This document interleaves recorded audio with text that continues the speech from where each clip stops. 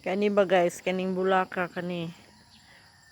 Bigid na kung mamatay ni siya guys. Oh, kana siya. Nagdalag na ni siya guys. Hapit ni gid ni siya namatay sa una. Ako gid siyang gi-revive. Abi nimo unsa akong gihimo. Kada adlaw gid nako sa ginabubuan og tubig na naisagol ihi guys.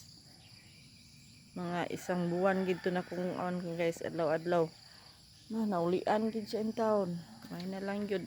Guol kung maabi ko mamatay na ni siya. Tiguwang na kay ning kahoy ah. Oh.